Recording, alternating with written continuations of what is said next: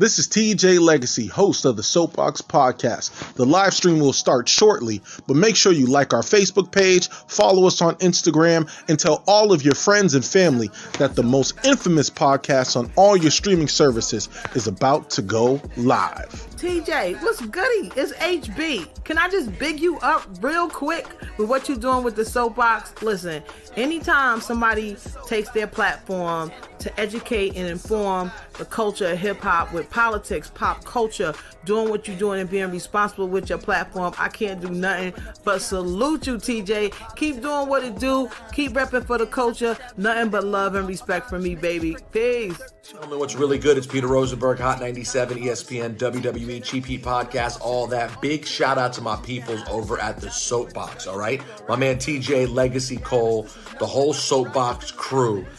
Incredible new podcast, all right? Politics, pop culture, hip hop, even wrestling on occasion. It's all there. So go subscribe and make sure you tune in to the Soapboxx. TJ, what up, man? Appreciate you. Peace to the planet. Charlemagne the God here. What's happening, TJ Legacy Cole? Salute to you, King. Salute to the Soapboxx Podcast. The Soapboxx Podcast is an independent black media podcast, and they talk hip-hop, politics, pop culture, mental health, social justice, a lot of my favorite subjects. Check them out, man. Tune in, subscribe to them. You never know. I'm out here looking at all the different podcasts that are moving and shaking out here, because, I got the Black Effect Podcast Network, so I'm going to be checking y'all out, TJ. All right? Keep working.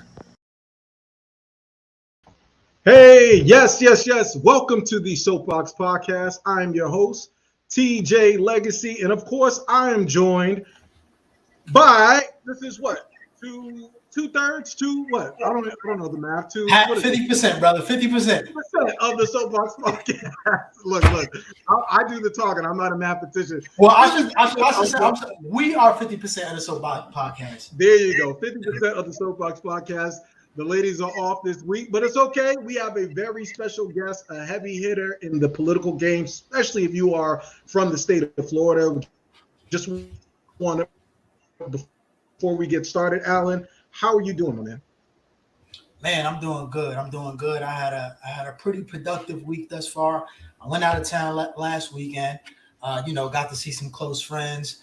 Had a couple good nights out. Hit the ground running this week. And I'm supposed to be moving again. When I say moving, just having a little slight vacation somewhere within the next couple of weeks. So these tweener weeks, I'll just be laying low, focusing on work, trying to make sure I can fit into this tuxedo I have to put on in a couple of weeks. So I'm feeling good, man. I put the bifocals on tonight. I see you. For the esteemed conversation that we may or may not have. But how you feeling, man? How you feeling? Man, I'm feeling good, feeling great. Ladies and gentlemen, it is Florida Classic Week. So for me, I am an alum of Florida A&M University.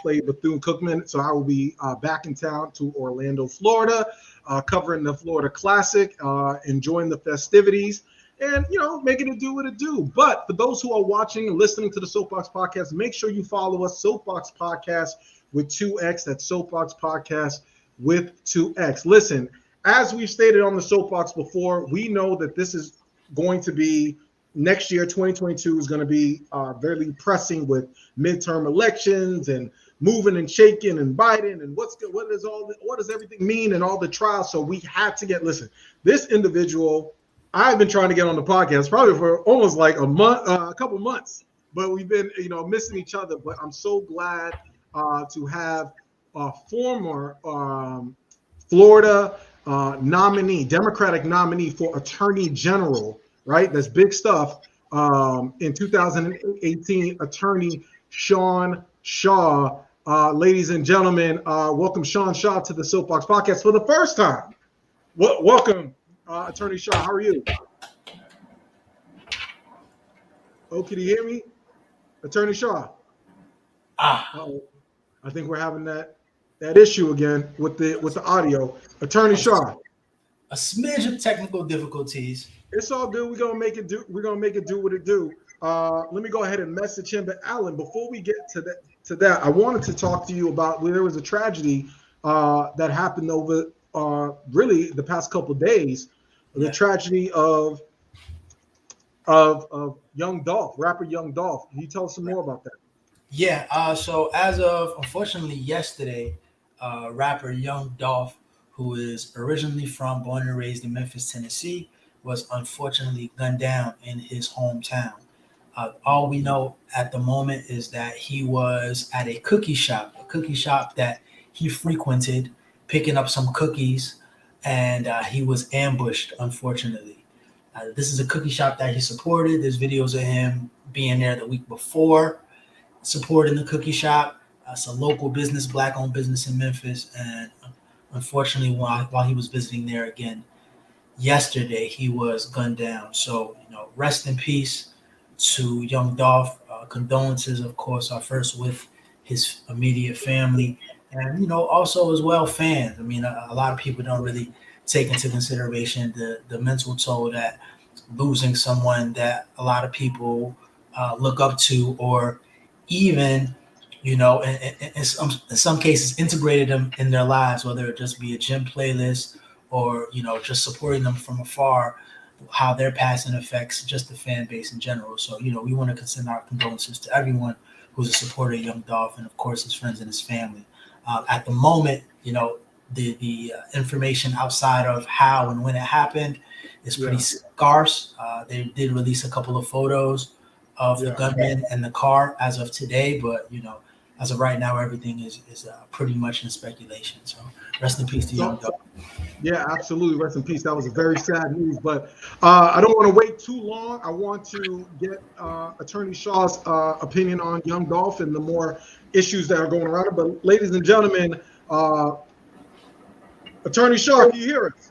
I can. Okay, there we go. We're having some technical issues. I'm in business. The devil won't let the devil trying to mess with us today, but we here, brother. I was about to say the same thing. I was like, look, we're not gonna let the enemy win. They're not trying to let us be great, but we're gonna do it. We're gonna make it do what it do. Thank you so much for being a part or being a special guest on the Soapboxx Podcast. For those who have just tuned in, please make sure you follow the Soapboxx Podcast with 2X. We are on with Attorney Sean Shaw, former Florida Democratic nominee for Attorney General. Before we jump into spotlighting your career, because I have tons of questions about that as well, I wanted to get your thoughts on, do you heard the news about rapper Young Dolph? Did you have any, what were your initial thoughts? And does this speak to a larger systemic problem in our community? It's sad, man. It's the Nipsey Hussle deal, man. And, Boosie says a lot of strange things, but this one he was right on. Rappers getting killed in their own kind of place. And it's, on one hand, you hear the music, you know what it's about. And I know it's, but still no one deserves to get gunned down while they're getting cookies for their mom in their own hood. And you don't want to say you can't go back to the hood. You don't want to say you can't go back. You need to get a bunch of security and go somewhere else. But this is what's happening, man. And it's scary. And it's unfortunate, and it's really unfortunate because, and we can't deny this, it's a part of kind of hip hop culture, so to speak. But I don't know, man. It's just tough. It's sad, and it is a systemic problem. But I don't know what you do about it because the rappers that come from the authentic background, those are the ones that are popular. And then guess what they still got one foot in. Yeah. Like he's still there. Yeah. And it's dangerous, man. It's rough. And it's unfortunate. And I don't know. It's just, and also then on the other hand, you see the pushing of the violent black man. And I know we're going to talk about these two cases we're talking about, but a lot of people get rich by making the black man as scary and as violent as possible. And I'm not going to say that we don't play some role in that in the way we do this hip hop, but there's bigger hands behind pushing the narrative of kind of the scary big black man. And you see what can happen when that gets into people's heads and they run into a black man that's jogging down the street and they think they have the right to detain him because he might be scary and then shoot him in the stomach with a shotgun. Yeah, absolutely. Absolutely. And I think it does speak to a larger systemic issue, because if you have these communities, right, where they are in economic deprivation, where you're having a lack of people that have a lack of self-worth, if they don't care about themselves inwardly, then they're not going to care about your life. And so, and it does speak to the dichotomy of sometimes you got to love your community from afar. And I mean, what do you want Nipsey and Dolph to do? They were the ones that were giving back. I mean, they were the ones that were giving school supplies, and Nipsey had bought the whole block, and Dolph, from what I understand, owned a bunch of property and was kind of had a great family, was giving back to the community. They're doing like what you would want to do. And it's tough. I hear you.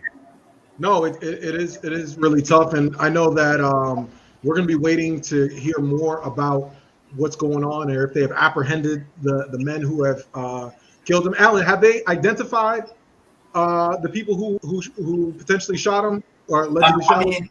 Outside of the surveillance pictures, I won't even say footage, for surveillance pictures that they've released. To my understanding, they haven't apprehended or have any names in regards to that. The last time I checked. So. Yeah. Well, we will definitely, on the Soapbox, we will keep an eye out for any further developments in that story. Attorney Shaw, I wanted to speak with you because I don't want to say it's rare, because in our community, especially in the Black community, we have a lot of successful doctors, lawyers, and there's a misconception that that in order for you to be successful or for people to look up to, you got to be a rapper, you got to be this, you got to. But here you are, an African American man that is an attorney, that has gotten to a height like to run for attorney general. Like, what was that experience like? Because I know from a lot of candidates, right, whether you're a first-time candidate or a Black candidate, your experience is a lot different than your white contemporaries, right? When it comes to fundraising, when it comes to just reaching out and garnering that support. How is when you look back at your run for attorney general, what are your takes from that experience? Well, one of the takes is Florida isn't what people think it is, right? Florida is not Orange County, Hillsborough County, Pinellas, Miami-Dade, Broward. Florida is Charlotte County, Wakulla County, Jackson County, Escambia County. North Florida is a lot more of that than what people think it is. And so I spent a lot of time in, Central Florida and Miami and everything, but I was born in Jacksonville and raised in Tallahassee. So I spent some time in the North and the Panhandle. And I think a lot of people that think they know Florida need to run for statewide office. If you understand maybe why Democrats don't do as good as you would think. It's just Florida is a lot of rural areas that ain't friendly. And quite frankly, I'll be candid. There's places I didn't go because I didn't want them to know I was Black. I didn't go to Hardy County, and I didn't go to certain counties. I'm not going to stop there and do what? What am I doing in some of these counties, man? So you didn't stop at the villages? Yeah, no, the villages is interesting. The villages had more Democrats in one room than any event I went to other than a rally. Wow. I mean, there's a lot of Republicans there. There's more Republicans. But when I tell you the room was an auditorium, standing room only, I mean, they were packed in there. And they were crump. They were loud and yelling, and it was a experience I did not expect. Because when I walk, when you walk in expecting one thing, and I peek behind the curtain, I'm like, God damn, I gotta get myself, because I'm revved up to give one kind of speech. Right. And when you see all those people there, I was like, okay, I got to get my stuff together. These people, you got to get fired up. You got to give them 5 on 10. I got to get myself and get these people where it needs to be. So it was nice to see those different parts of Florida. But, I stand on the shoulders of a lot of people, but one of the main people is my father, right? My father was the first African-American Chief Justice of the state of Florida, Leander Shaw. And what was the most interesting about my run for Attorney General is how many of his contemporaries and how many people that he knew would lift me up and embrace me in the various places I went.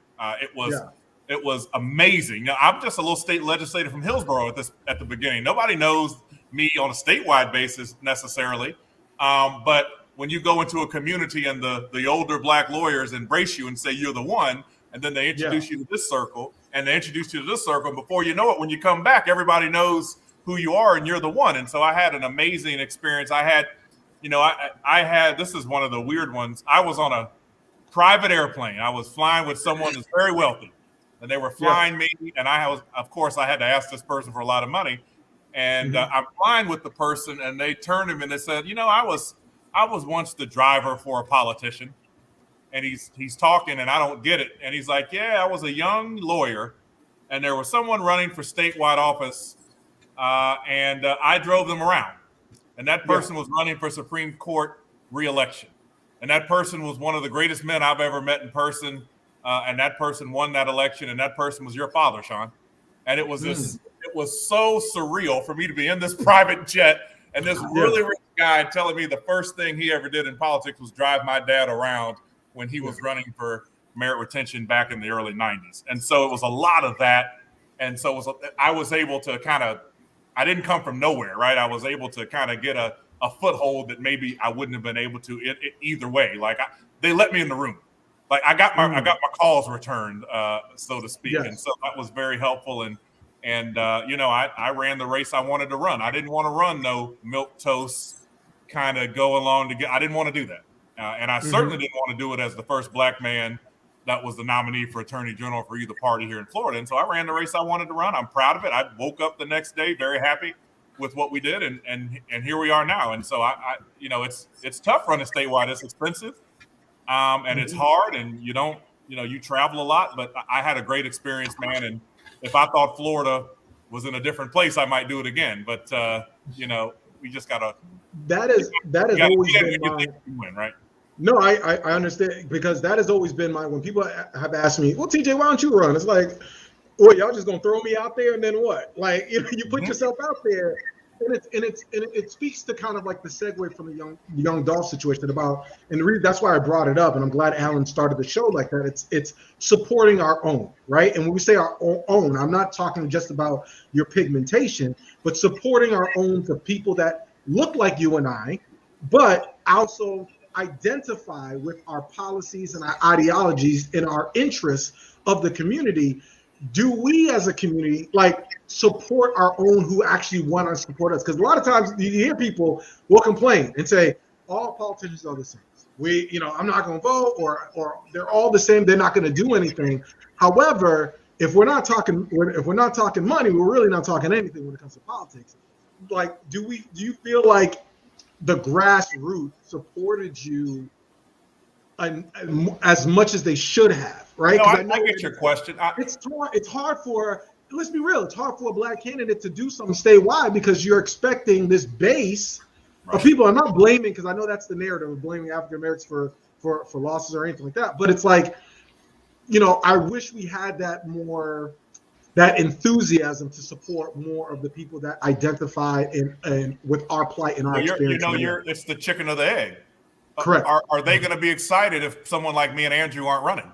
I think it might be up to the candidate to get them excited too, right? I mean, we got to. It goes both ways a little bit. You got to have a certain type, because you can be a black candidate and never go to the hood and just raise money and get on TV. Or I thought at 18, Andrew and I did a very good job of this. I told my campaign, we're doing this. We went to play. I mean, I remember at the Jimmy Buffett, I'm telling you the secrets now, there was a Jimmy Buffett concert that everybody was at, and I had promised the Indian River NAACP that I would come see.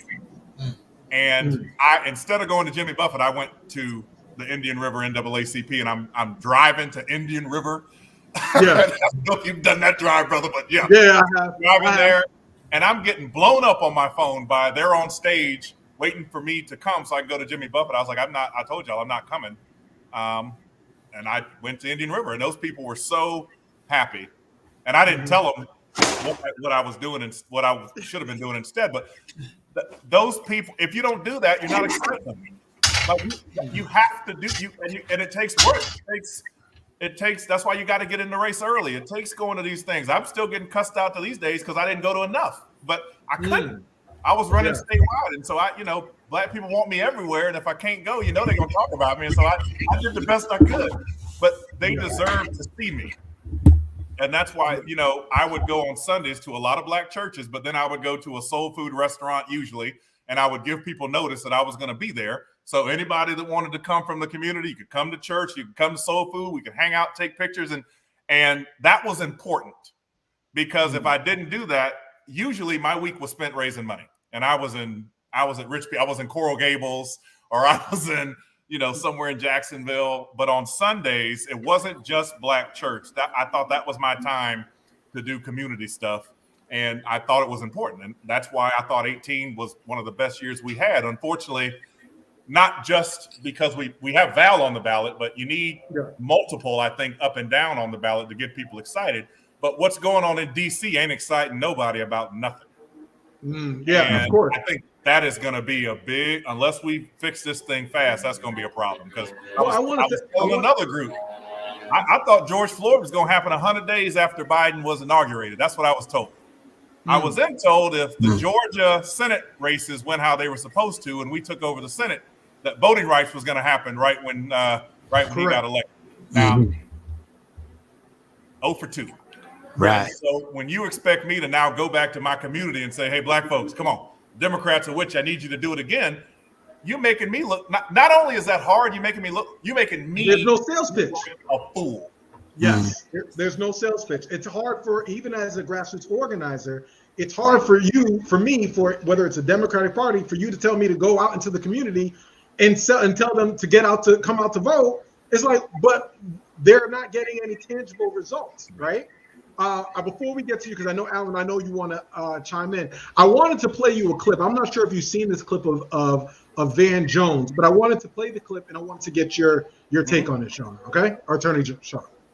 Call me we Sean. don't recognize that are annoying and offensive and seem out of touch in ways that I don't think show up in our feeds when we're looking at our kind of echo chamber. So I know the clip kind of went kind of fast, but that was Van Jones talking after the elections. He was talking about how the Democrats are actually coming off to progressives, or the Democrats are coming off to the Black community, where they're coming off as offensive or annoying. In your estimation, how do you? I know it's a broad question of how do you fix the Democratic Party, but what approach does the Democratic Party need to take in 2022 in order to garner the results as far as winning elections, in your estimation? Well, I think because they're hurting right now. There is, there's two things. You want to expand your electorate, but you want to maintain what you got. And I think we're in trouble in both instances, right? The current coalition we have of Black people, of Hispanics, of working class, like that coalition is in fragile shape. And I hope the party is aware, because I'm sure you all will agree. Black folks are about ready to vote. And the younger you get in the Black community, the more aggressive the anti-Democratic Party feeling is. Young Black, now I'm getting old now, TJ. So I guess I'm like, I don't know when I became the establishment person, but I guess I'm old. But like anyone younger than me, they had it. Do you feel like it's justified though? That's what I'm saying. Yeah. What are they getting? But the party's got to start giving something to the people that represent their coalition. Okay. And so you take care of your own, and then you expand after that. And then you show the American people, when the Democrats are in charge, we do X, Y, Z. All I can tell you the Democrats do now is piss and moan and talk about stuff and, get an infrastructure bill passed. And I haven't heard the words George Floyd escape the lips of President Biden in months. And the voting rights bill, we've essentially, all of us now know that that's probably not going to happen prior to the midterms. Or student loan forgiveness. Like those sorts of things. When the Republicans are in charge, there's not one thing they want to do that they don't do. Not one. Anything they want to do, they do it. We don't seem to have the aggressiveness to do that on our side. And Black folks are looking, Hispanic people are looking, white people, everybody is looking and thinking the same thing. What are we doing here? What if we expended all this effort to beat Trump, to get the Senate, to get the House, and we have an infrastructure bill to show for it? I appreciate that, and I know it's important. I know it is transformational. I got you. But I can't go in the hood and say, we gave you infrastructure, Black people, let's go ride with Biden. Yeah. Yeah, because they were like, what is that? What is that? Isn't they want to? Where's George Floyd? Where's voting rights stuff? Correct. That's now, what we were promised. Yeah, Alan, you had something to you were going to chime in. You had something. You're on mute, brother. In regards to this, now I know that we've spoken in regards to the Democratic Party and a lot of the younger audiences kind of being on the brink of just kind of bolting. Though our community has been faithful to the Democratic Party for a very long time, it always feels like we are way closer to the edge of leaving in general than the Republican base is, at least from the outside looking in. Now, how much do you think has to do with the Democratic Party not being as aggressive as they should during the very small window of opportunities that they have in Washington? And then also, do you think that because TJ and I were talking about this last week, that we do feel like a lot of the changes that need to be made on a ground level are not going to come in, 2 years or 4 years, like the re-education of the voter and even the retrust of the voter could take a generation. Like, what do you think are the most important steps that have to be planted right now to build those up? So the next, when the next group of youth comes within the next 20 years, they're not kind of in the same position. I mean, I think the easy answer is we got to put some points on the board. Like, we got to have some stuff to show people.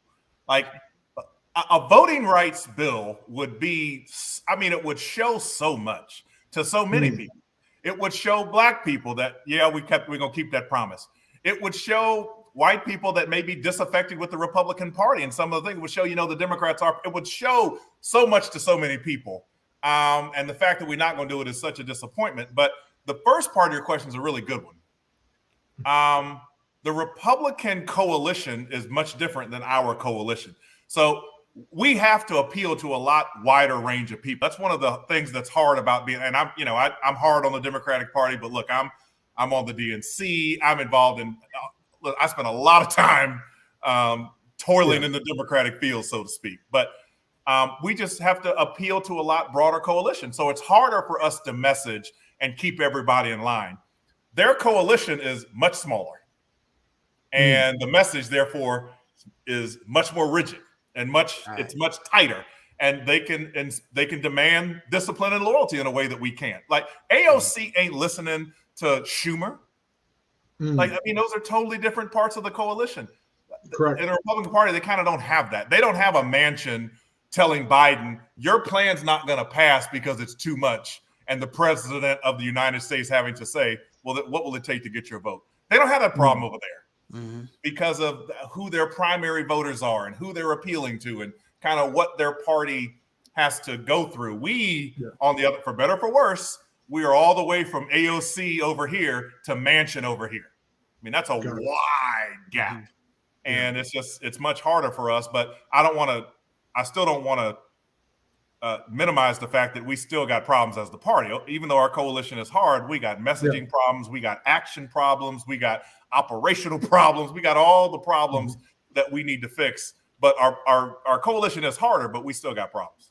Before we segue, because I want to talk to you about your thoughts on redistricting and what's going on with that.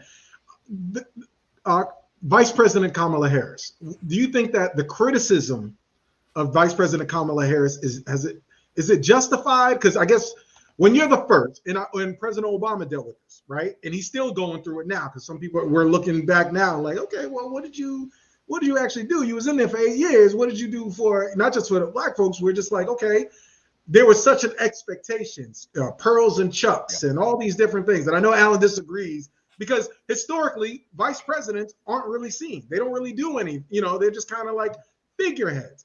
But there's more of an expectation for Kamala Harris because of a lot of the social justice and things that you've alluded to. Do you think that, like you said, Joe Biden hasn't uttered George Floyd's name. Do you think that the criticism of Vice President Kamala Harris, is it justified? I'm going to be a lawyer here and a politician and say both. I think some of it is too much. Some of it is excessive. Because you hear it's hard I mean, I experienced this. Black people want you everywhere, and when you don't do it, they gotta take it personal. And so, like, I saw some people saying, we ain't seen her at Howard, or we ain't seen her at this, or we ain't seen her at the Classic. We want her, we want Vice President. Like, come on, man. Like, she can't be at FAMU homecoming every year. Like, come on. But to your point, TJ, the moment in time where we're at, and the Black Lives Matter and the Arbery trial and the Rittenhouse, it's not lost on anybody. She's the first Black vice president and a former prosecutor. Let's not forget that. That's one of the reasons Black people we looked at her with the side eye to start with, was prosecutor stuff. Yes. And I would just think, if I'm Joe Biden, I want her I would just want her all over everywhere on that. I don't need her in talking to Paris about the climate. Like, that's important, but I'd want her here talking about domestic issues, because that's what she's good at. Like, she's good at talking about these things in ways that he would need her to do it. I just think she's been deployed in a strange way, and I don't know if that's on purpose or not. I've read some articles that there's been some reports that there's some issues in the West Wing. I mean, and those articles don't come from nowhere.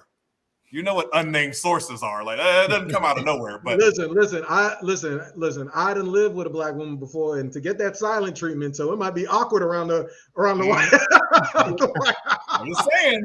I think some of it's fair and unfair. Yeah. I'd like to see her deployed more on domestic issues, particularly these things. But again, if you can't put no points on the board, you're gonna get criticized. Correct. And it's one of the reasons Biden is 36% approval rating. Mm-hmm. You know who that is? There's no one worse than that in the history of the presidency at this moment, other than one person, Donald Trump. Yeah. And so, as we segue into, I want to get your thoughts on redistricting and what's going on with that. What's the latest on redistricting from your expertise, or for what you know that you can tell our wide audience, both domestic and overseas? Redistricting is just the process that they draw the maps. And so I don't know how it is in Orange, but here in Hillsborough, we're redistricting school board, county commission, and then on a state level, they're redistricting state house, state senate, and United States Congress. And so they have to draw the map. They have to draw the maps every 10 years because people move, and different populations are in different places, and they have to make sure everybody is where they are. So all us politicians or former politicians who are, maybe interested in running for stuff, you look at the maps and you see what's going on. And listen, there's a lot of gerrymandering going on as well. I've been out the game, and if you on my social media, been on the boat for a long time. And but I in the most recent version of maps, TJ, there's a congressional seat that's right next to my house that appears to be a majority minority access congressional seat. And so do I need to put the breaking news ticker? No, it's not breaking news yet. But I'd be a fool not to at least think about it. And so I am thinking about it. I got to see more versions of the maps. But I was telling this group today, I'm, as you can hear in my voice, I'm frustrated with what's going on in DC. But the way you deal with frustration in politics, either you just leave and you give up, and that means the fools in January 6th take over, or it means you got to dive even deeper and kind of get your hands dirty and get on to this. And so that's kind of the way I'm looking at it. And so I gotta do some prayer and some soul searching and look at these maps and see where I'm at. But I'm of course considering it, but we'll see. Cool. Have you made it? I know Congressional District 10. You have Attorney Natalie Jackson. No, I want none of that, brother. I don't want none of that race. No, sir. I didn't know. Like, I just hey, I didn't know if anybody comes question. Okay. See, that's a really race, because I'm friends with half the people. I'm friends with the pastor. I'm friends with Bracy. I'm friends with Ayala. That's a tough race y'all have going on there. That is it's a highly contested. Yes, Pastor Terrence Gray, fraternity brothers. Yes, and you just had a Founders Day. I'm gonna tell you what's funny about him. He's an alpha, I think. Okay. He's an alpha. This brother, and I'll tell the story. I went to go see Jerry Demings is Gerald Demings. Omega. I go to Pastor Gray's church, and he won't let me take the microphone. He holds it in front of your face to talk. And I said, brother, you're not gonna let me take the microphone? He said, I'm sure not. You're gonna talk for as long as I listen, and then you're gonna be done. I can't, yo. I don't know how. Listen, there's always the running for office thing, and I when you said that, it hit home, man. It's like it's not about not wanting to run for office. Of course, you want, if you answer the call or the mantle of service, you want to be there for people, but the people of itself, and I don't think people realize that.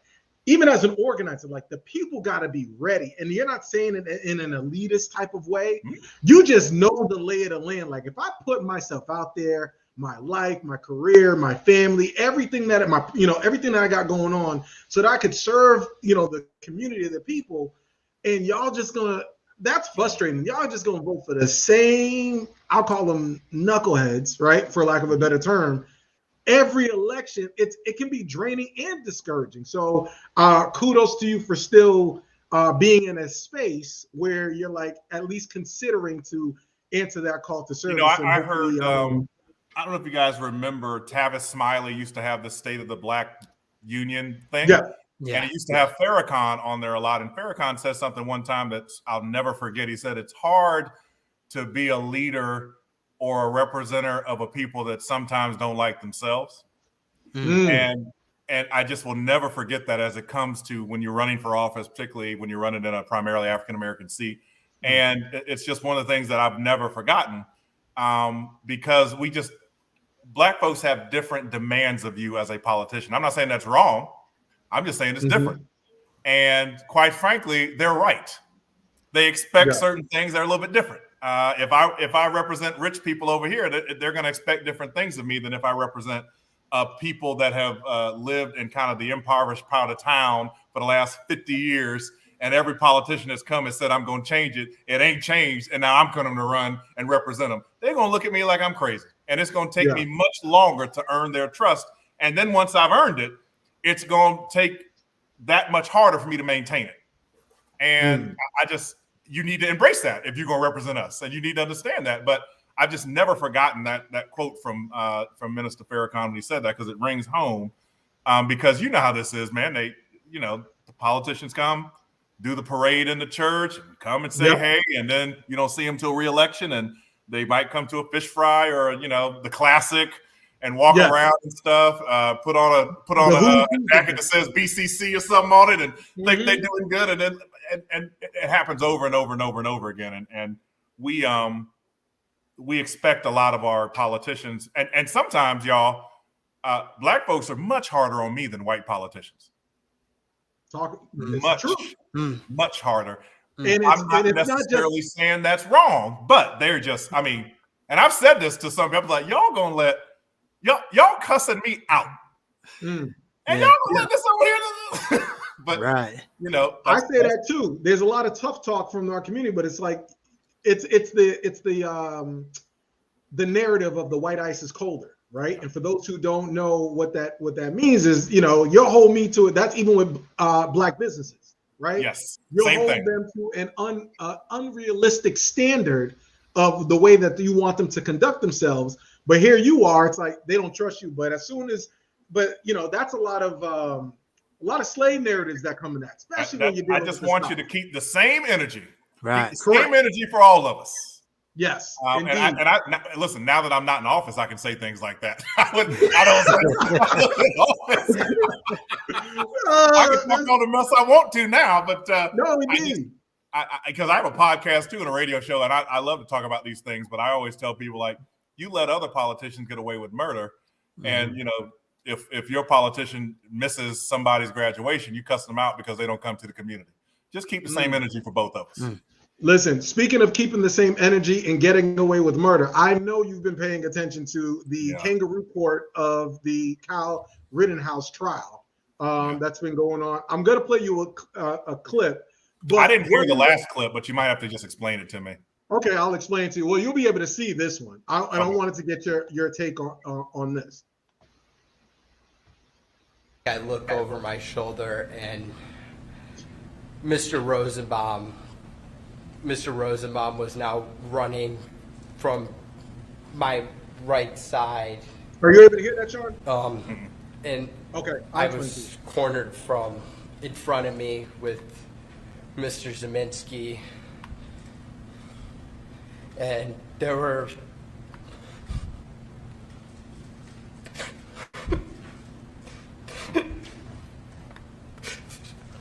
There were 3 people right there.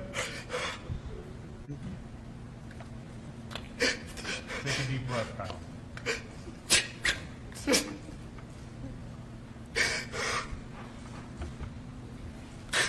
That's what I.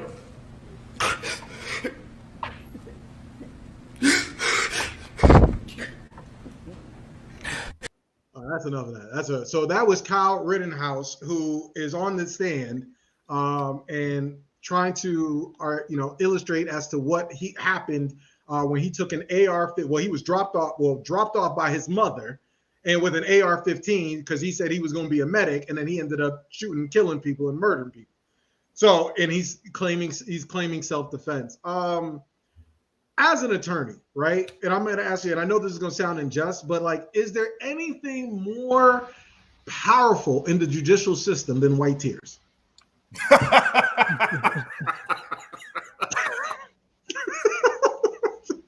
it? Because I don't have that power, but it seems like that's the get out of jail free card. The privilege that is oozing from the Arbery and Rittenhouse trials is just fascinating to watch in real time. Yeah. The privilege of someone getting an AR-15 to drive 2 states over because he wants to protect businesses at 17, put himself in the middle of a protest, and then feel threatened and be able to shoot 2 people and claim self-defense. And Arbery, obviously, we'll talk about that later, the same kind of privilege. And it's the same type of privilege that you saw on January 6th, that people think that they can storm the Capitol, get waved in by police armed, and be all up in the Capitol. Like, and I hate to oversimplify it. We do this a lot, but change the skin color. Yes. And just imagine a black man walking to some sort of, July 4th parade in Oklahoma somewhere. And saying, I feel like I need to protect this street here of black businesses. Oh, y'all getting too close. Yes. I mean, just imagine. And I thought that George Floyd, I've said this before, I think George Floyd's going to end up being the Emmett Till of our time because it was on camera and you couldn't look away. And you remember Emmett Till's mother had the casket open. So that you could see what they did to him. And it was hard for a lot of America because a lot of America likes to say, if you just follow instructions, you'll be fine, black folks. Or if you just don't do this, you'll be fine. It's hard for even those kind of hardened souls to look at that 9 minutes of George Floyd and come away with anything other than, well, damn, you can't do that. And it may be a generation before we see some lasting change, but that was eye-opening to a lot of people, not to us, because I know each of us on this call have had either an experience like that. And I tell my white friends this, has your dad ever sat you down and said, or the male in your family sat you down and told you how to interact with police? No. No. That's a black man thing. That's every black man thing. Yes. And we just take it for granted because that's what we did. I'll tell you, this is an interesting side note. My father, of course, did the same thing to me and told me where to have my hands and how to act. My father, at the time he had that conversation with me, was the Chief Justice of the Florida Supreme Court. Now, it didn't matter who he was. It didn't matter not a damn thing, but that I was a black son and I was a black man and I needed to know how to interact with police. And it's just, it's how life is for us. It's the one big Negro theory in the system of white supremacy. It's that it doesn't matter. Like, it's LeBron James can be one of the greatest basketball players in the world and still get the N-word spray painted on his house. It doesn't matter whether you are, and there's also a theory that it doesn't matter how great you are. And we can talk about gender because we know black women also go through the same, being stopped by police and like that as well. But more specifically for black men who are successful, as we segue, there's always any successful black man has an asterisk by their name, and it's just it's hard for you to be destigmatized as far as being successful. So that's why when we have yourself who's reached a level of success, it's like, how do you how did you navigate through the water? We're going to get back to the Kyle Rittenhouse, but since you Well, brought no, this up, how did you navigate through the waters to become an attorney, to become successful, to even be the first African American Democratic nominee for? I'm gonna tell you something I haven't told many people. This is you're a good host because you get me to say things I wouldn't normally say. Hey, you man, know what makes me safe to a lot of people is where I went to college. Mm-hmm. And so, you know, I have an Ivy League education, and so white people treat me different instantly because they feel somewhat that I'm okay, or that I've checked the box that they believe is sufficient. I've done something that they believe is valuable. And so I can tell I can tell when the interaction changes like that. When people, I mean, it's instant, man, and you can tell when it happens. But like W.D. Du Bois said, we all have the mask. We all know what the mask is and how we have to have two. And you've got to go out of your way to be overly professional and friendly and speaking well and doing this in certain instances because you know that, you know, you're trying to ingratiate yourself in a certain crowd. I mean, we all know what's going on here, and it still goes on to this day. And that's the, you know, and the microaggressions and all that. But again, I had a father who was a strong black man, and he instilled in me just, you know, some lessons that allowed me to just get past that. And so you kind of do what you got to do to get where you need to be. But my dad once told me, you know, I'd gone to Princeton, and I thought I was hot shit, and I was coming back to go to law school, and he was like, you know what, if I had the opportunities you had, I'd be president of the United States. So don't ever think that you're doing something. I never forgot that because he had to go to West Virginia State and Howard. And, you know, my dad grew up he was born in 1930, and he was one of the first 25 lawyers in this state that was black. He became a member of the bar in 1960. And so the stuff that he endured pales in comparison to what I may have had to go through. And it really kept me in check and gave me perspective and kept me humble. And it also, quite frankly, kept me in politics in a place that I always wanted to be helping and representing us. If you notice, the House seat I ran for was, I knew what I was running for. I knew who I wanted to represent. And quite frankly, I knew why I went to these Ivy League schools and why I became a lawyer and why I got into politics. It is to help the people.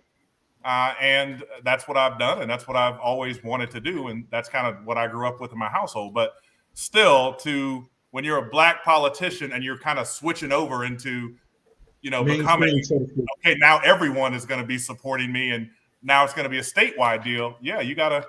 There's certain rooms in Coral Gables. There's certain ways I gotta act versus when I'm in Volusia County on a Sunday at a church in DeLand. Yeah, and I think that speaks to, and Alan, you know this, that, you know, we in our lives, that speaks to the code switching that people have to, that we have to do. But you could still, and I think the misconception, and we're going to get back to the Kyle Rittenhouse trial, but I think the misconception of being black and successful is that you can't be unapologetically black and successful. Like you have to dumb that down, your pride down, because you seem like you are more of a threat to the dominant, what we call the dominant white society, because they want to make sure that you are being vetted in certain circles that they feel like there's a level of comfortability, right? I'm the same way. I didn't go to an Ivy League school. I went to an HBCU. However, all through grade school, I was in something called the METCO program in Boston, Massachusetts, where they took 40 urban kids and bused them to a suburban school. So all of my early education I was the only, you know, myself and like a handful of black kids. We were the only black kids in the actual town going to school from third grade all the way up through high school. And so I was able to ingratiate myself and be able to know how to navigate and speak around white folks, or speak to, or understand them. I wouldn't say speak around them, but understand where they come from, or be able to interact with them, so to speak. So as an adult, I'm able to recognize those microaggressions and, I know when you're saying this, I know what you really mean. And so you kind of pick that up and you touch on. Alan, have you had that experience? Yeah, absolutely. I mean, you know, I grew up in a couple of diverse towns, probably like the most diverse cities between New York and Orlando and Kissimmee. Mm-hmm. So, but I've always kind of recognized that my worldview from where I grew up at isn't necessarily the same as everyone else's. And especially being more aware of that as I have gotten older. Just like, Mr. Shaw was talking about, when people were stating, when you think of Florida, you think of the major cities, Orlando, Miami, but it's not that in the majority of the state. And I think that honestly, I learned that kind of young, that's how the United States is. Like when we think of the United States, we think of the diversity of being a melting pot, of it being LA, of it being New York, of it being Miami, of it being all of these mixtures of cultures. But, when we put the big map up of who's really living where, it is the majority red. And, minorities are still, less than 65% of the country. So, I did have to be aware and cognizant of that, and kind of like remove my, for lack of a better term, cultural privilege that I had, just to kind of, understand what the bigger map was, and what's larger at stake, and why everybody's viewpoints may not be like mine, and why so many movements had so much power between them. Now, also, Sean, I wanted to ask you, because you mentioned a couple of times your father in this interview, and I there's already a couple of instances that you have spoke about, but I wanted you to expound on how important young, especially Black males, having a village was and currently is still to you, because you just bringing up you being in an auditorium and a lot of your father's constituents still coming out and showing up. So it's like, a lot of times we talk about trauma, but we don't talk about the blessings that's passed on from generation to generation once you have that foundation. So I would love you to kind of expound on that, maybe give some motivation to those out there. That's a great question, man. It's one of the things that I do the most often to give back is mentor young Black men, because I know how important that is, right? Black manhood is I think the best thing, but it is threatening to people. It's hard. It's difficult to manage. It is something to be taught, and it's something that Black men need to learn from other Black men. Growing up, I've got a group of 4 or 5 of us that grew up in Tallahassee, and we all went at some point to Ivy League schools. We're all Black men. That might be the rarest thing you've ever heard of, but the common theme. I was just like, wait a minute. In Tallahassee, Florida, all went to. Right. But we all had our fathers in our homes, and that's important.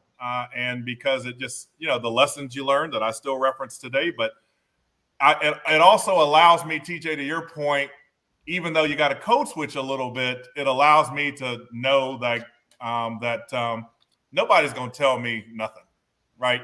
I am what I am. And I have, I'm 43 at this point. I know what kind of man I am. I'm comfortable with that. And you just learn that from, I had a strong Black man in my household. And so I learned that. I learned that kind of naturally. And I know the absence of the Black man in a lot of households is the root of a lot of problems. And so it does take the village. And so if you are a Black man and you've got any time on your hands, I would urge you to use it to mentor Black youth, young Black men. And there's tons of mentoring programs to do that. I do a lot through my fraternity. You can do it through other organizations, but young Black boys are in school ready to soak up just interactions with a Black man, and also examples of successful Black men that aren't athletes and entertainers.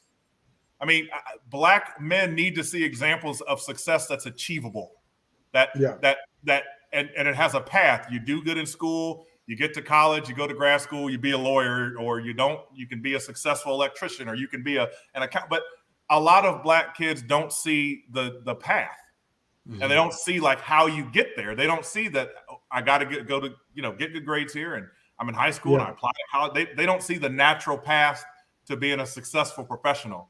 And so all they see is the athlete entertainer path. They don't know a lawyer, or they don't know an accountant. They don't know particularly a Black man that's doing that. And it's so when you're in the front of the room, even talking to these people, you don't know that 3 years later, like maybe you have inspired someone to want to be a lawyer or want to be a doctor. Correct. And it's also, I think and that's something that was instilled in me, is understanding when you're breaking generational curses, the doors that you open or the ceilings that you break are not they're not for you. You can't be that selfish minded to think that they're just for you. They're for the people that come after you. And I know for me, I think when we go back to Florida politics, I think for me, and you had mentioned it, like that's why I was so disappointed with the Andrew Gillum incident after his candidacy. It's like you just made, like, I get it, and he's a FAMU alumni, I get all that, right? And I know Andrew Gillum, like we, but it's like being put, it's like we don't have that luxury, right? So if he was a white politician, we don't have that luxury. So my question to you is, like, when you saw that incident happen and how that all unfolded, and you're like, man, here you are breaking your own glass ceiling. So y'all are, contemporaries in this space. Do you look at that like, damn, you just made it harder for me? Or do you reach out, or like, how did you handle that situation? I don't. That's extremely personal, right? And I grew up in Tallahassee, so I know Andrew very well, and it's rough. But the way I'm gonna just tell you the way I always knew I was gonna get into politics, right? Correct. And that meant I had to probably conduct myself in a certain way. And I'm not saying I'm a saint, but I conducted myself in a way that I knew I had to be presentable in a certain way. And at the time I ran for Attorney General, I was a single Black man. I ain't had no wife. I ain't had no children. It was just me. And you can believe if there was something there, it would have came out. Right. And I knew that there wasn't anything there because I've lived my life in a certain way. And so when I decided to run for Attorney General, a lot of, Alan, to your point, a lot of the old Black lawyers and people that knew my dad would say, so what they going to say about you? What they got? And I said, there's nothing there. And they said, Negro, come on now. Yeah. Everybody got something. That asterisk. And I said, listen, sir or ma'am, I'm promising you, I'm not going to tarnish the name of my family by putting myself out there. And there's a whole bunch of shit out there that they're going to throw at me. It's not. And so, which means, man, I'm not saying I'm a saint, but there's certain things that I've had to do and certain things I've had to not do to conduct myself to get to a position here where I've run for the biggest office you pretty much can, and there's no scandal, and ain't nobody come out and say that I had this and I had that. But as a Black politician, specifically running for Attorney General or governor, you know that they looking, man. I know I had private investigators following me. I know that they were combing through, finding, like, I know that comes with the territory, man. It's cheaper to spend $30,000 on a PI and find me doing something than to spend $10 million to beat me at the polls. I get it. We had this conversation on the Soapbox in a previous episode where we said, listen, like, if your DMs became public record, like, that's what Alan had to retire a little early from his political dreams. Alan's like, look, I'm gonna tell you a story. Y'all gonna get something. You know, I'm gonna tell you a story that you won't get from anybody else. I'm gonna tell you a story. Okay. So I'm in Washington D.C. for some trip, and I get a DM, and it's a DM from a profile that you don't see the face. It's just like a body from here to the legs, but it is obviously a super attractive person. And they're like, "Hey, Representative Shaw, I'd love to intern in your office and talk to you about politics sometime." And I responded and I said, "I will be in Tallahassee for session. If you'd like to talk about politics, visit my office and feel free to do." That's the extent of the conversation, right? That's it. I mean, I said something like, "Come Tallahassee," and it was very innocent. Yeah. You know that these fools cut and spliced that conversation because she did end up being a plant. It was a plant. Yeah. Of course. They cut and spliced that thing and had a little text thread that it said, like, Sean Shaw ought to be acting like a representative. He and his DMs with these young FS. Wait, was that an actual news headline? They tried, yeah, but it didn't gain any traction because I had the whole thread. And so, but like stuff like that, man, that's how they, you got to be real careful about what I had a, you all will appreciate this. I had a staff member, a Black man. And I told them, your job is to never leave me alone with anyone, ever. That's your job. Smart. I'm a really nice guy. You ain't gonna get yelled at. Or the only way you get fired is if I end up alone with someone under any circumstance. And if you got to be rude to someone, do it. I'm giving you permission. If you got to act like an ass I'm telling you, you cannot ever leave me alone with anyone. And so his job was to kind of protect me, like, I didn't want no he said, she said. I didn't want no he said, he said. I didn't want no he is with me at all times. Right. And those are things you have to do just to, stay afloat. Stay off the blotter.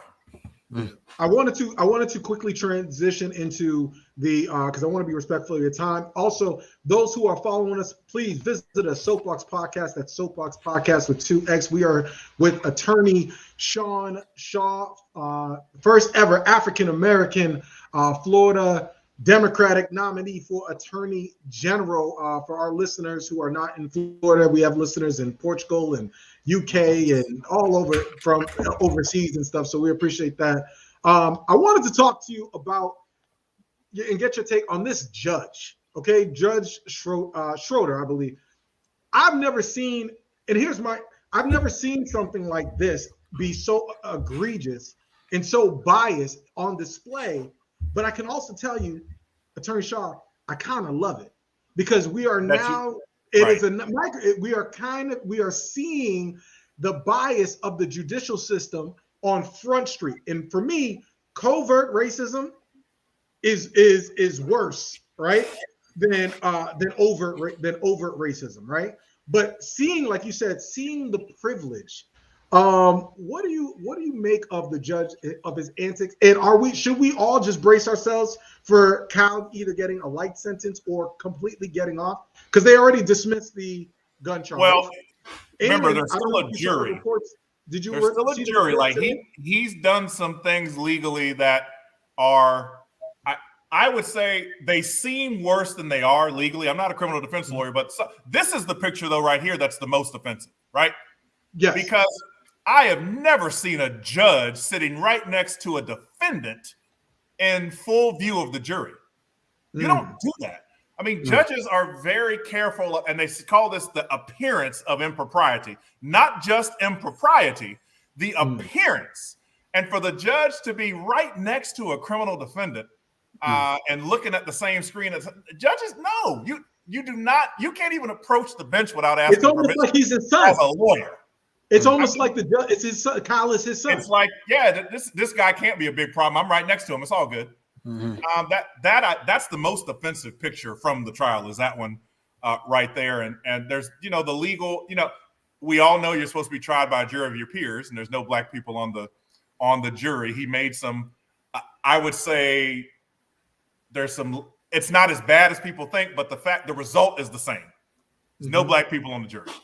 And so the reason I think you ought to brace yourself is because they've deliberated this long, which means I'm getting concerned.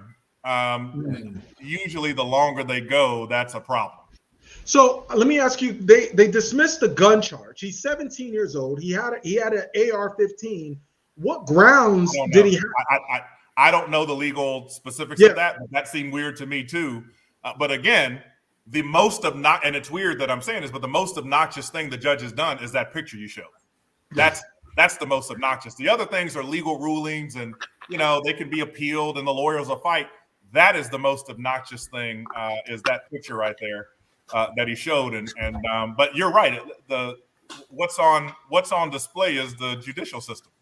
And the Arbery trial, we got to get to that, man, because that's the one I've been following more closely. Because that lawyer is y'all shouldn't have Sharpton in here. Y'all shouldn't have Jesse. How many preachers y'all gonna let in the building? How many preachers the family got? Like, he is an ass. Yeah. And if you've listened to the testimony, which I'm much more familiar with the Arbery trial than the Rittenhouse trial, but if you listen to the interaction, again, the privilege of these white people saying, you need to stop, I want to talk to you, and expecting this black man to stop and let them talk to him. And the fact that he ran away was what essentially made him threatening. And then they ran him down with a truck, cornered him, and shot him. And he eventually, went for their gun. Ahmaud Arbery is the one who has a self-defense claim. The only problem is he's dead, so he cannot assert it, right? Yep. He's the one that was threatened by someone brandishing a gun. And the guy was saying, I was just following him in a car, and I was just telling him I wanted to talk to him. You think that's what he said? No, of course not. You think, but then dead men tell no tales is what is the old adage. So it's up to the jury to think that you think this guy in that town with that history said, "Hey, black man, that I think may have stole some stuff. Come on, let me just talk to you real quick. Ain't no big thing." And he says something like, "I wanted to de-escalate the situation." Okay. Yeah, okay. I think it's. But this also speaks going to the Democratic Party. It's like we are having modern day lynchings right now. This is a lynching. This is a modern day lynching, but we can't get a bill passed. We can't get like what are we doing to protect African Americans who are being killed in this country with impunity, right? Whether it's police violence, I mean, I know you're. Well, I think Alan mentioned this. The window is gone. Yeah, the window is gone. There was a window. There was a window where I think the country probably was ready for some sort of police reform. That window is passed. So what do you think now is the solution, so to speak? Democrats control the Congress, the Senate. Democrats control DC. The solution is to pass the George Floyd Act or pass some sort of thing that punishes officers that are bad. That's the solution. It's not. This is not rocket science. I think easy. Democrats are in the full world of of hurt because Trump was overt racism, right? So everybody was like, even the folks that kind of identify or they wanted to vote Republican were like, I can't really support you like that. So we'll put Biden in there. All the next presidential candidate has to be for the Republican Party is just not an overt racist. Actually, right? I think you're wrong. I think the next candidate could be Trump. I think it could be Trump his damn self, and he will win. Yeah, I mean, I think yes. I think Biden has lost enough steam as if it continues to go as it is right now, to where if a Trump or Trump-esque candidate comes, people will just out of sheer extremism go the other way. Yeah, if the election were held today, Trump wins, I think. But and mind you, that could even include, in my opinion, not even him gaining more votes, just purely off the fact that the Democrats are just losing. Like a lot of people just off the stay at home alone. I think that's a possibility. I mean, TJ, you're on the ground. How are you going to go to black people in the midterms and say, "Hey, I got nothing to say"? I'll be honest with you. Like, all I could be is like, the only thing he could do is I could just be like, "It's me. Come on, man. Just it's off of your own straight. Off of my own report. It's like, come on, dog. Like, I mean, come on, man. It's like when I go to the barbershop. Come on, guys. Yeah. Come on. Yeah, that's it. But like when they ask, but I think the conscious, like you said, but the consciousness of not only young voters but black folks they're not showing up. They're like, yo, if you're not doing anything, and rightfully so, because any other interest group, whether it's LGBTQ, whether it's Latino community, they are getting things in their own interest, whether it's policies passed, they're getting benefits. And so eventually you get tired of being at the low end of the Democratic totem pole. Like, and we'll even say this, even in the political space, as an organizer, we're dealing with the whole white ISIS culture, you will put on these campaigns, right? You'll see in these national campaigns, even in the DC, y'all can blame me. Don't blame Attorney Shaw for what I'm going to say. Like, you're seeing where they would rather hire a young white person from a PWI rather than someone who has experience in the field, in the area. They will fly somebody out and have them be the leads, right? But then they'll have people like myself, other of my black contemporaries, other organizers, we get the midnight hour call. Oh man, the person who has the little resume thing, they messed up. So we really need y'all to. They'll always hire you to do field. But field work, correct. Why don't we get to be manager? Why don't we get to be direct?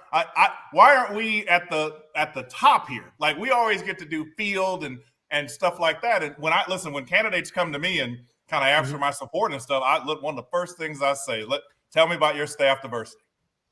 And I mean, man, listen, I've run a campaign. Do you ever get blowback from that? What I'm asking. Do you get blowback from that? Huh? Yeah, Do you ever get blowback? There are people that I have not endorsed because I've said that's not.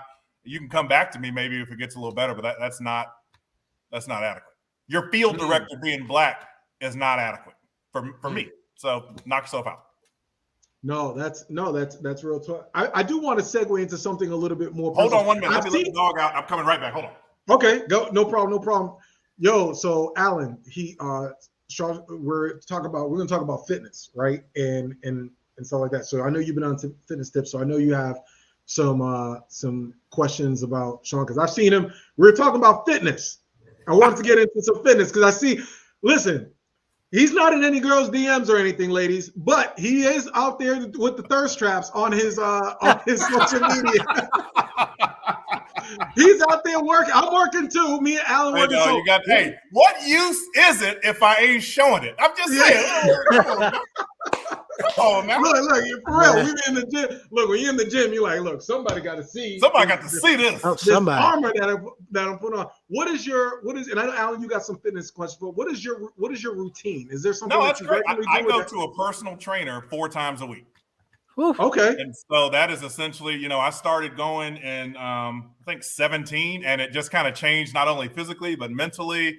It just did a lot for me. And so I've always kept it. And I kind of added a day here recently because, I can't give up that scotch. And so I figured I've never had scotch. What? I heard it like burns. Yeah. I've never had. You ain't ready for grown man looking in. You ain't ready. He's like, look, let me not even send that invitation to his ass. Right. I never said I'm opposed to trying it. I just said I've never had actual, scotch. I'm a Long Island Patron shot type of guy. Well, but the older you get, you gotta sacrifice some things, or your metabolism isn't the same. And so I added another day. I eat pretty well. I try to eat relatively healthy, but I go 4 times a week, 8 Monday, Tuesday, Thursday, Friday, 8 to 9. Everybody knows I'm at the gym there, so you just got to do it. Yeah, and that's 8 to 9. I think a lot of people need to hear that. A lot of times it's about the effectiveness, not necessarily long drawn out sessions, but back to the scotch. You should see how TJ looks at me when I tell him that I just drink cognac straight. You would think I had 3 heads. Well, first of all, TJ just said Long Island iced tea and I know who we dealing with over here. I'm not a heavy drinker, man. I'm not a heavy drinker. Okay, so what is your? All right, since we talk about fitness, is there a certain drink? Is there a drink of choice? Is it just scotch, or is there a certain? No, I'll drink scotch or vodka. And it just depends on where I am and what I'm doing. But vodka soda is a pretty low calorie kind of thing that is, I don't feel guilty about drinking. And so those are my 2 indulgences. See, I'm glad I said this on the podcast. See, I put myself out there because if I came around Sean was like, oh, let me get a long. You ain't got to talk about that. I'm glad you didn't, because I don't. He might have ordered one for you too. Who are you ordering that for? It better not be you. You better go get it. I'm like, nah, that's for my lady. My lady is over. Yeah, she coming back. Right. I want to be definitely respectful of your time. We have a segment on this show called The Moral of the Story. It's basically how we put a bow on the conversation that we've had thus far. Any nuggets? Before we do that, I want to talk about Vanguards of Democracy. That's your radio show, right? Right. What is it that you talk on your radio show? We talk about a lot of what we're talking about here. I like to. It's a radio show. It's primarily, so I do a podcast, and then the audio of the podcast goes on the radio show, and the radio show is broadcast primarily to an African American audience here in Tampa Bay. And so I like to draw the curtain back a little bit so people can see kind of what politics is, and I talk to them. I try to educate them about state and national things, because everyone talks about local issues. That, the Black radio does a good job of that, but I like to talk about state and national stuff. And listen, sometimes I rant and talk about the Democratic Party. So, but I try to be as authentic as I can. I'm never going to be a Republican, but Democrats need to hear criticism. Yes. And so I offer that sometimes, and sometimes I offer it on specific politicians in the Tampa Bay area. I try to be respectful, but if you do something that pisses me off enough, I'll say it, and I try to be respectful. But the George Floyd Black Lives Matter time did make me a lot more, militant's not the word, but a lot more aggressive. And I just got the sense we need to stop pussyfooting around this. Yes. And I sort of say things now that I might not have said before, but like, y'all need to hear this. Like, y'all aren't getting what the point is sometimes. That's like what James Baldwin said. He said being a black man in America is to be in a constant state of rage. Like, you're right. And I kind of let some of it out sometimes and tell people, let me tell you why all your black friends are mad right now. Or I'll do some things. But I love it, man. I know you all do it. I love it. I enjoy it. It's fun. It gives me an outlet here. And sometimes I have guests. Sometimes I don't. But it's fun to do. I appreciate the plug. And where can they? What was that?